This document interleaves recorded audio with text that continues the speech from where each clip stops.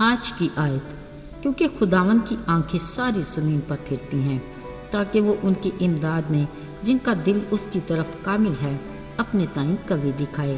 دوسری تواریخ 16واں باب 9ویں آیت۔ عزیزو، کیا میں خوبصورت نہیں ہوں یا پھر مجھ میں پڑا کعوہ مزے کا نہیں؟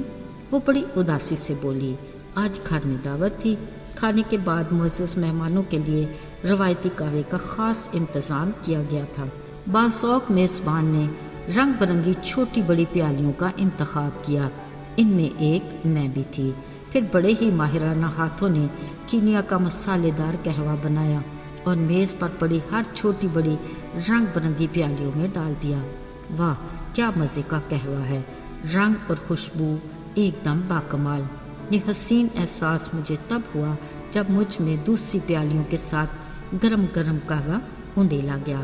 پھر میں نے دیکھا ہر کوئی آتا، اپنی پسند کی پیالی اٹھاتا اور قہوے سے لطف اندوز ہوتا رہا، مگر میں ابھی تک اپنی ہی جگہ پر پڑی تھی۔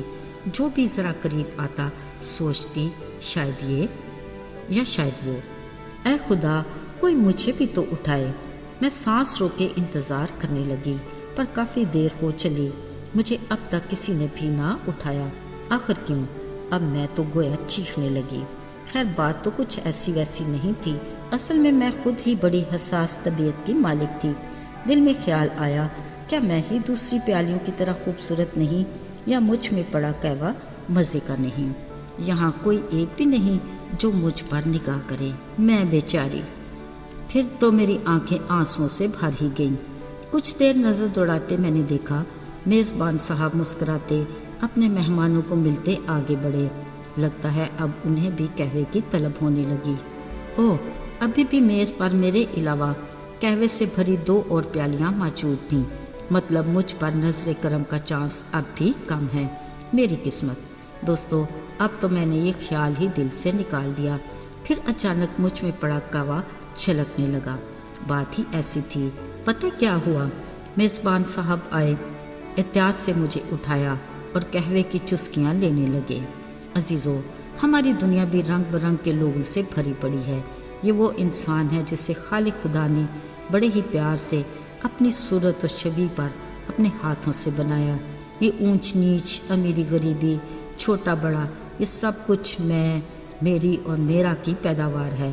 پر یاد رہے، اس سارے انتشار اور بگاڑ کی بنیادی وجہ گناہ ہے۔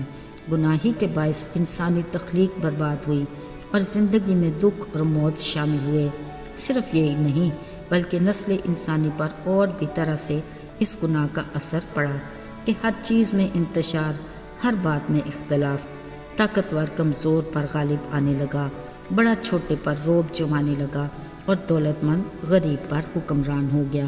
عزیزو، یوں ہر کوئی خود کو عزت اور طاقت کے حصار میں محفوظ سمجھتا ہے، لیکن حقیقت تو یہ ہے کہ خدا کی قدرت اور قوت ہر بنیاد کو ہلا دیتی ہے اور ہر بندھن کو توڑ سکتی ہے، کیونکہ اس کی محبت بھری نگاہ دل پر ہے اور اس کے عدل اور انصاف کا پلڑا ہر لحاظ سے ابلیسی قوتوں پر بھاری ہے۔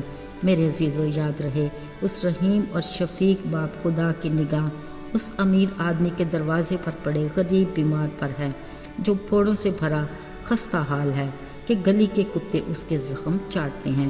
اس کا نام لازر ہے، مطلب خدا میرا مددگار۔ مگر اپنے انجام میں وہ تسلی بخش جگہ یعنی ابراہیم کی گود میں پڑا۔ میرے عزیزو، خدا کی نگاہ اس محصول لینے والے پر بھی لگی تھی اور اس کے کان اس کی دعا پر لگے ہیں، جو نظریں جھکائے چھاتی پیٹ پیٹ کر فقط اتنا ہی کہہ پایا کہ اے خدا مجھ پر رحم کر۔ خدا کے کلام میں لکھا ہے، وہ فریسی کی نسبت راست باز ٹھہرا۔ اس مہربان خدا کی نگاہ اس بیوہ پر بھی تھی، جو جھجکتے چھپتے چھپاتے سامنے آئی اور چپکے سے 2 دمڑیاں ہیکل کے خزانے میں ڈال گئی۔ یسوع نے کہا، سب سے زیادہ اس بیوہ نے ڈالا، کیونکہ اس نے وہ سب کچھ خدا کو دے دیا جو اس کے پاس تھا۔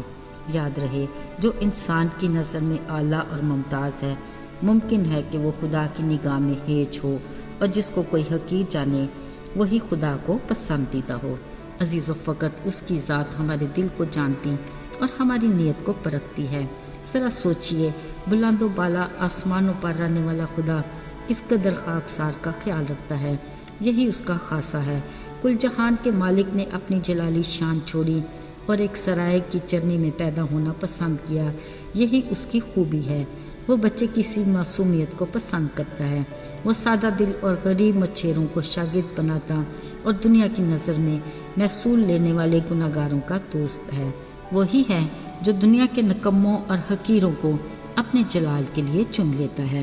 عزیزو، آئیے ہم بھی خود کو اس کی خدمت کے لیے پیش کریں، اپنے دل کو اس کے حضور انڈیل دیں اور اپنی نیت کو اس کے سامنے رکھیں اور کہیں، اے خدا مجھے بھی جانچ اور میرے دل کو پہچان، مجھے آزما اور میرے ارادے کو جان لے، دیکھ مجھ میں کوئی ایسی بری روش تو نہیں اور مجھے ابدی راہ پر چلنے میں میری رہنمائی کر۔